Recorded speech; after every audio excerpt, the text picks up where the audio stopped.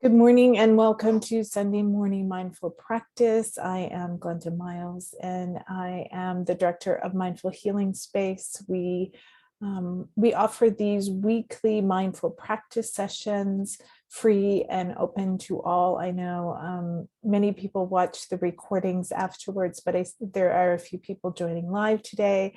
And so I welcome you and thank you for being here, whether now or later in your day.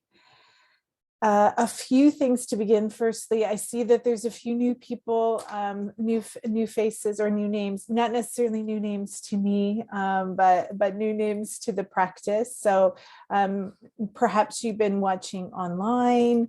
I see Chantel is present here today, so thank you for being here.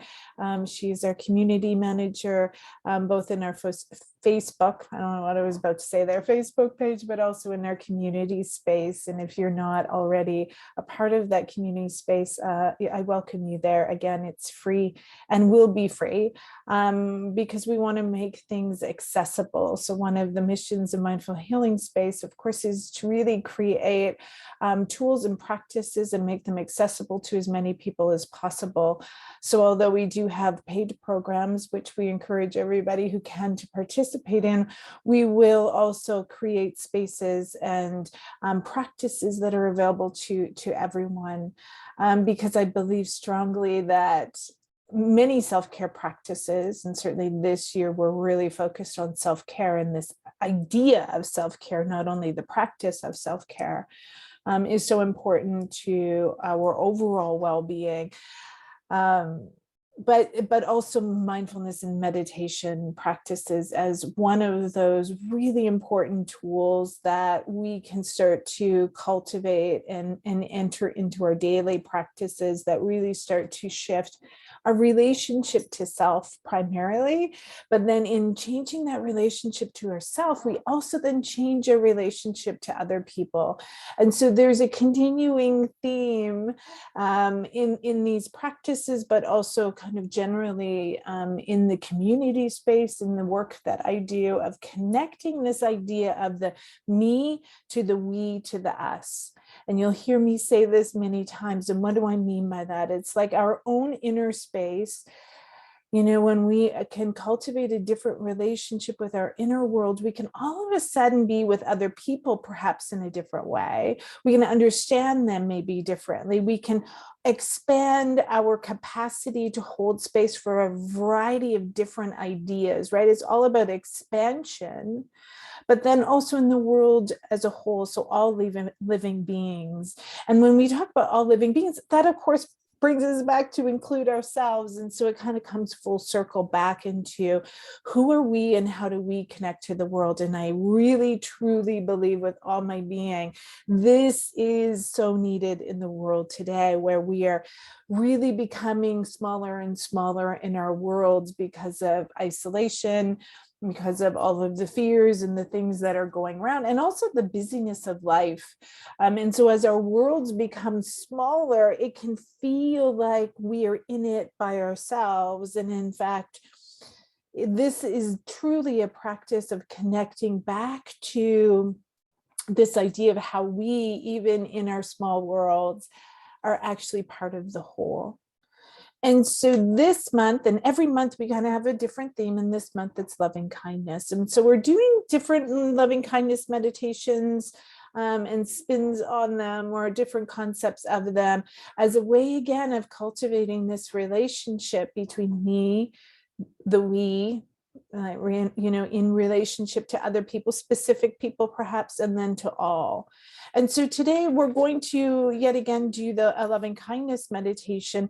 And then afterwards, I'm going to guide you through some questions and some things to kind of start to consider, if you will, around loving thoughts in particular. And so as always, I invite you, I'm sorry, I'm going to sneeze. One of those, okay, just let it sneeze, or else it's going to bother me for the next few minutes. I invite you to a seated position. So we generally do meditation in a seated position. Now, that doesn't mean you have to be in the floor in full lotus, because I'm never getting into full lotus. That's okay. right? It means you're in a seat. So today I'm in a chair. Sometimes I'm, on my meditation cushion, whatever that, you can be on the couch, wherever it is, it's fine. But the body, what we want is feet on the floor. And then we want our body kind of in this in-between relaxed, soft front and strong back. So we want our skeleton, if you will, and our spine in particular to be strong. So it's long, but it's not rigid. So we don't want to be holding any tension, but we want to allow the structure of our body to support us and to have a soft front. What does that mean? Well, we'll go through kind of a practice of releasing at the beginning. So you are invited. Everything is an invitation. If something doesn't feel right, adapt it. It's okay. We want to be comfortable in our body, really comfortable in our body. So if you're in a seated position right now, just check your body, scan your body quickly to make sure you're okay. If there's anything that needs to be adjusted, make that adjustment now. At whatever point, I encourage you, because the meditation part of this is not going to be that long. So I encourage you to sit with anything that comes up. So sometimes when we start beginning meditation, the mind will start to play Jedi tricks on us, right? It'll start to kind of go, oh, maybe you need this, or this is bothering. How can you sit with it? Because part of meditation is also building and increasing our capacity to be with things that might be uncomfortable. Now, of course, if you're in pain, that's a whole other thing. Shift, move. So finding that comfortable seat for yourself. You have a choice to either close your eyes completely or lower your gaze. So shutting your eyes about 9/10 shut, if you will, and finding something in front of you, preferably not the screen. You do not need to see me to do this. So you can kind of have it to the side for sure. Play with it. So if you usually do eyes closed, try the 9/10. If you usually keep your eyes open, try them closed. Play with it and see what the experience is like, knowing you can always, if you close your eyes and it doesn't feel good, you can always open them. So whatever feels good for you to your hands in this, because people often ask, well, what do I do with my hands? You can do whatever you like, but there's, you can put left hand on chest, right hand on belly is sometimes comfortable, especially when we're doing loving kindness ones. There's something about the touch in particular that can be very calming to the body, to the nervous system. You can have your hands cupped like this, but in your lap. You can have your hands on your thighs. And because it's morning, in meditation, we tend to have in morning hands open, in the evenings, hands down. It's as if we're receiving the beauty of the day. Okay. So whatever that looks like for you today. Begin to turn your attention inward, removing it from the sights and the sounds and the things that might be going on around you right now in your home. Turning it to this inner world that we always have access to. And as you draw inward, just notice for a moment what might be present, the thoughts that might be swirling around, feelings that might be present, sensations that are arising in your body or that you're beginning to notice. Can you imagine yourself as this entity that is becoming aware of your inner world, that you are noticing these things, but these things are not of you?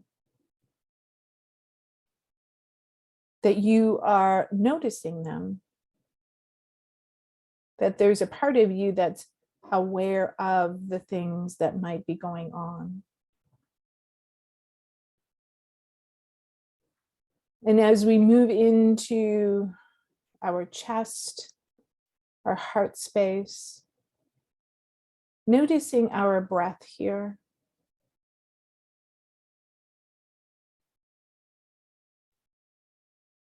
Just noticing the subtle shifts of our chest, our rib cage, our muscles, very subtly expanding and contracting with each inhale and exhale.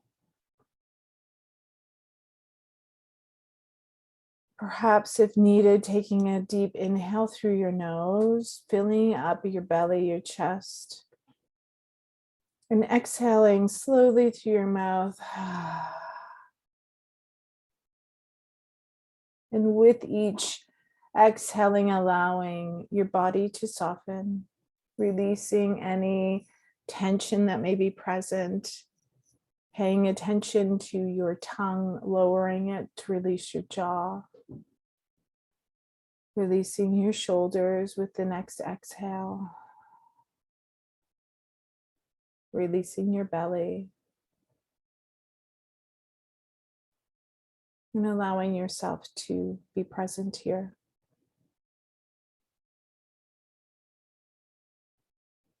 There are 3 refrains or stanzas in our loving kindness meditation, our Metta Bhavana Prayer.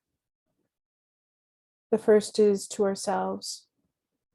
The second is to a person or a group of people that you know, whether you are in harmony or disharmony with them. And the third is the we, which is all-inclusive.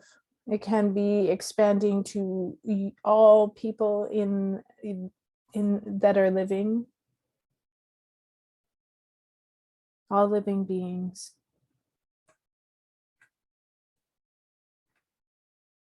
So allowing yourself to really feel into each of these as you repeat to yourself after me. First, directed to yourself. If you find it challenging to feel into it for yourself, imagine you or a version of you is sitting in front of you and you saying it to this person, this part of you. May I be happy. May I be healthy. May I be free of suffering. May I be free of mental anxiety. May I live in peace. May my life be blessed with ease.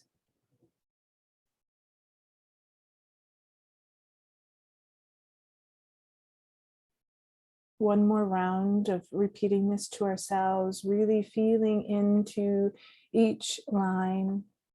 May I be happy. May I be healthy. May I be free of suffering. May I be free of mental anxiety. May I live in peace. May my life be blessed with ease.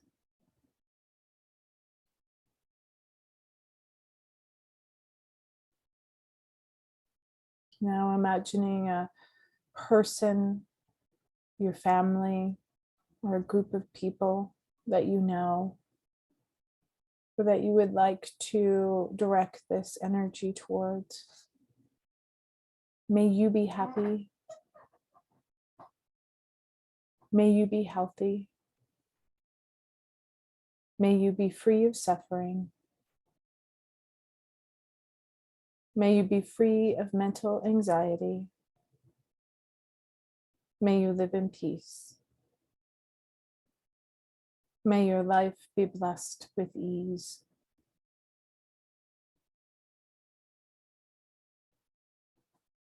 Taking a breath, exhaling. Once again, feeling into this, imagining this person or group of people in front of you. May you be happy. May you be healthy. May you be free of suffering. May you be free of mental anxiety. May you live in peace. May your life be blessed with ease.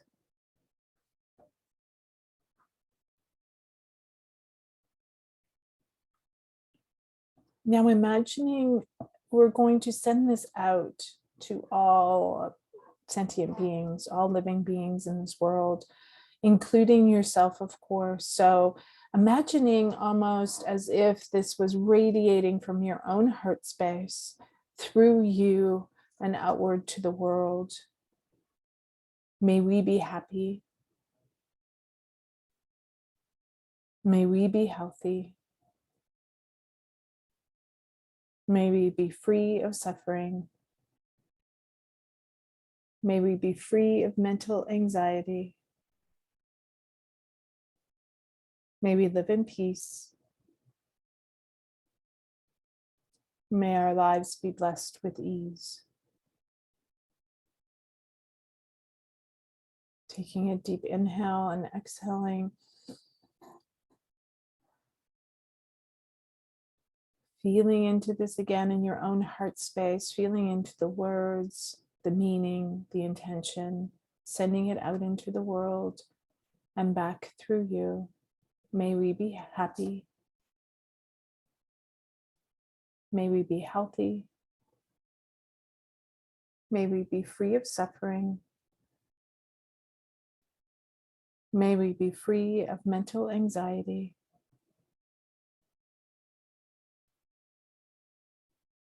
May we live in peace. May our lives be blessed with ease.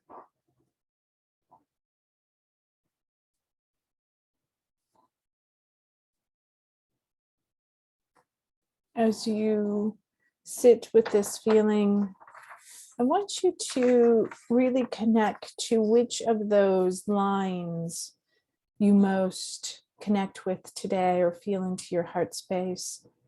May I be happy. May I be healthy. May I be free of suffering. May I be free of mental anxiety. May I live in peace. May my life be blessed with ease. Which of those lines really speak to you today? Would you take a conscious breath in through your nose, slowly blowing out as if through a straw.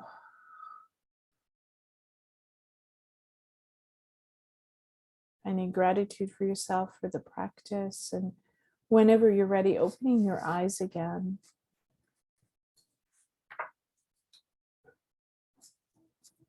I want to talk a little bit about choosing loving thoughts. I think we're living in a world right now where fear is increased again. There's this sense of anxiety collectively around us. And as a result, I think when we start to, well, I don't think I know the way the nervous system runs, when we start to kind of sit with those feelings of fear or not feeling safe, that there's danger amongst us, if you will, that we start to shift in our nervous system and become more activated. And the stories start to flow of what that means, right? And we become, the story in our own mind starts to shift to be much more negative. And in that can then spread quite easily and rapidly around into other things about ourselves, about others, and about the world at large. So there is this idea of neuroception, and it is part of how we work with polyvagal theory. And in terms of neuroception, it just means that our brain, not in our awareness, right? Not in the things that we do and we're aware of necessarily, but underneath that. So in the background operating system of our brain, if you will, it's constantly searching for signs of safety. Are we in danger? Are we safe? Or, is there something to worry about? And it does this in three ways: internally, right? So it's constantly searching the inner world that we live in, noting thoughts, feelings, sensations that might tell it that there's something to worry about, whether it's true or not, in relationship to others, and then the world around us. And so we're constantly picking up these messages, which is why sometimes it's really important to remove ourselves, at least from the constant negative cycle of watching the news or checking the internet for what's going on, or limiting our social media, because there is this kind of infiltration, if you will, of those fears within us, which then impact our relationship to others in the world that we live in inside of us. And so there's this idea, which has been around for a long time, which is not mind-blowing ideas, and yet the practice of it doesn't necessarily come out in our world, which is this idea that, and it actually comes from the Yoga Sutras of Patanjali's. So anybody who might have studied yoga philosophy might be familiar with this. So it's a beautiful book, by the way, or Lessons, Yoga Philosophy. There's lots of great stuff in here.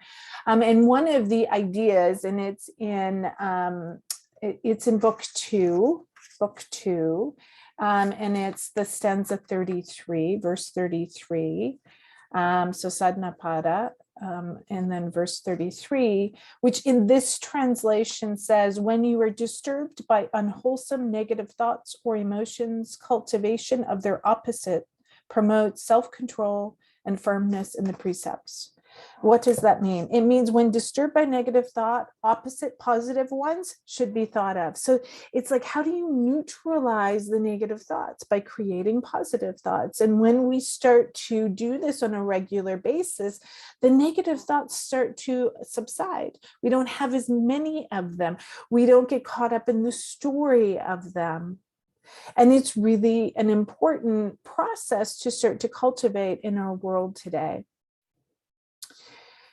And so, when we're having loving thoughts, they should be affirming, of course, right? They should be life affirming. They should be encouraging us to come back to this place of our heart, the joy, the love, the compassion that lives here. These are natural ways for us humans to be.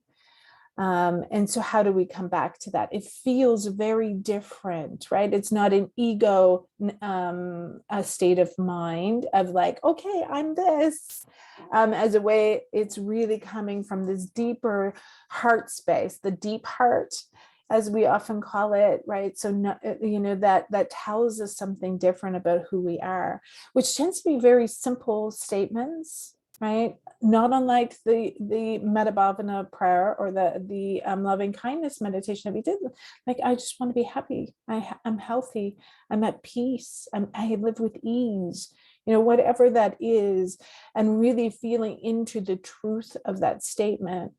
Loving thoughts should be expansive and also calming at the same time, right? It's about creating a sense of possibility, right? And limitless possibility, in fact. And so as we talk about it from a psychology perspective, what we're trying to do is increase our circle of capacity, right? How do we learn how to hold space of more and more polarity of ideas? So we're expanding into possibility while also calming and connecting at the same time.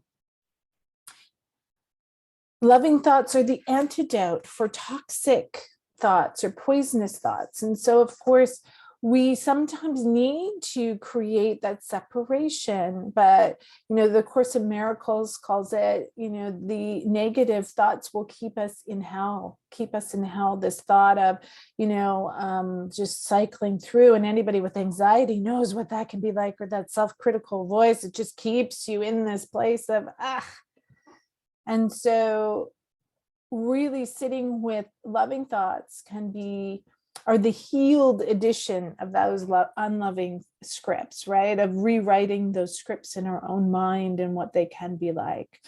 So here's the practice or the exercise I offer you today.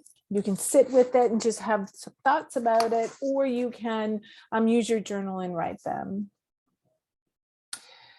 So I want you to think about this. Again, we're going to go through it from a me to a we to a us, or the world's sake, right? But I want you to think of which of those, I asked you to think into which of these kind of speak to you today. So whatever that might be, whatever a line that might be: happy, healthy, free of suffering, free of mental anxiety, peace, or blessed with ease. Which of those lines were for you?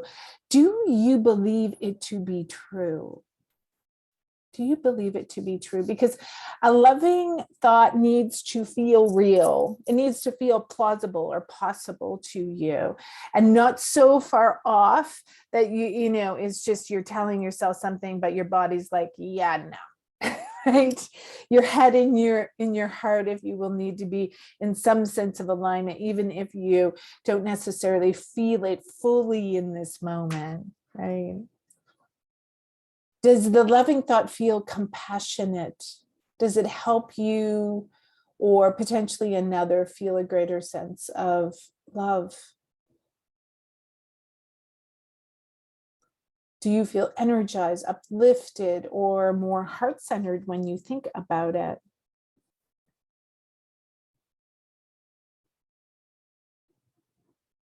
So as you think about a fear-based thought that you might be experiencing lately, I want you to think about what might happen if you allowed that thought to continue.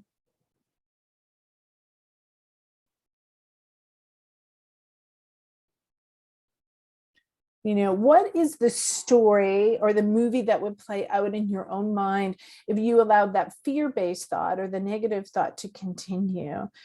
You probably already know what that would be like, because you probably already had that experience many times. So now consider, as you insert that positive or loving thought, that refrain, what would happen if you allowed this loving thought to continue? What would happen? How would you feel differently? So now I want you to, I realize that we might be going through this fast, so just jot down the notes, and I will include in the recording as well as things to consider. But I want to move into the we of it. So think of the person that you thought of in the meditation. Who did you think of? Especially if you were kind of in disharmony with them. So what unloving, fear-based thoughts do you have about that person or that group of people? And what might happen if you allowed those thoughts to continue?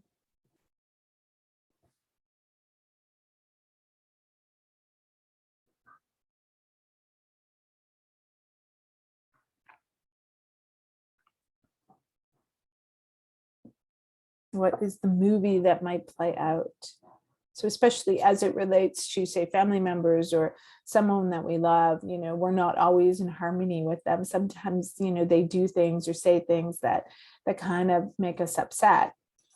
And so we can think of them in terms of, you know, they're selfish, or they're, you know, whatever the word is. And if you sit with that idea for too long, you can start to generate this idea, this movie, these thought patterns that then develop, which interfere with your relationship with them to be loving and the possibility, right? The negative thoughts are constricting. They constrict and make that we are seeing this in the world with the fear around us, and it's constricting us and making our world very small, and we're feeling isolated, and people are lonelier than ever, even if they have people around them. So if we are looking at this person that was sitting across from us, or in our mind, what is the divine, loving, kind thoughts that are healing in comparison to the thought about that that you were thinking. So whatever the fear was that you were thinking, can you imagine what the opposite to that would be, or your refrain? How would you then sit with that and think about how that kind, loving thought, if that was inserted between you, what would be the how would you allow those thoughts to continue? How would that movie, if you will, play out that so differently? It's like the idea of almost having this positive sentiment override that we talk about in couples therapy, right? When you think the best of each other, you give each other the space to make mistakes without it becoming a storyline of contempt, where we then say, you are selfish, or whatever the word might be. Because contempt in any relationship can be, as John Gottman would say, one of the 4 horsemen of divorce. But it's not always just in intimate relationships. It can be in any relationship that we have. So now let's bring it out to the world around us at large, including ourselves. What would happen if you allowed those fear-based thoughts about the world, about the systems, about the organization structures, whatever it might be, right? How would those fear-based thoughts that you might have continue? What's the story that might come out? We see this in the world around us. A denial of the systemic problems that exist, creating fear and separation, creating racism, ageism, sexism, all the isms.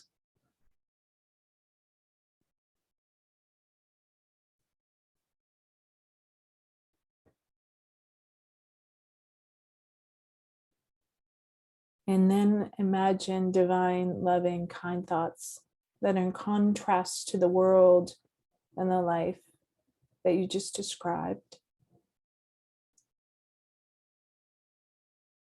How would, if those were present, what would be the thoughts that could continue? What's the movie that then would play out?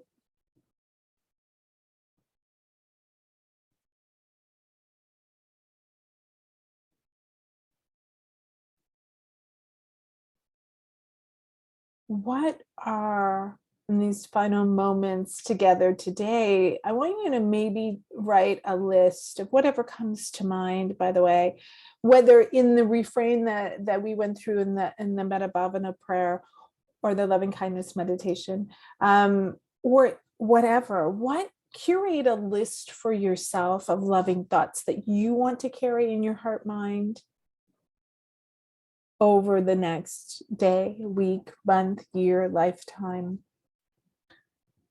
What are those loving thoughts that you would really like to sit with a little bit more, whether that's in relationship to yourself, with someone else, or the world around you, or all three?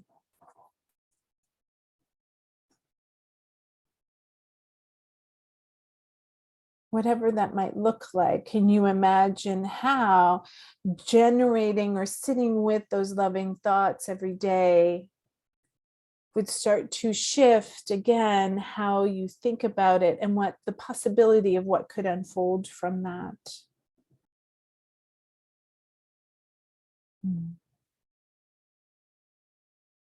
Again, we want to be sitting with those feelings of loving kindness towards ourselves, others, the world, that are expansive, that create possibility, that are life affirming, that are love affirming.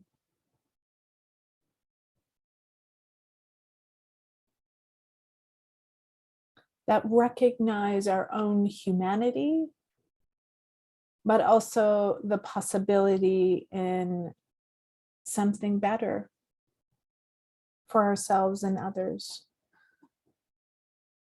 And with that, we close today's practice. I wish you a wonderful week ahead. And I hope you will join us next Sunday for practice.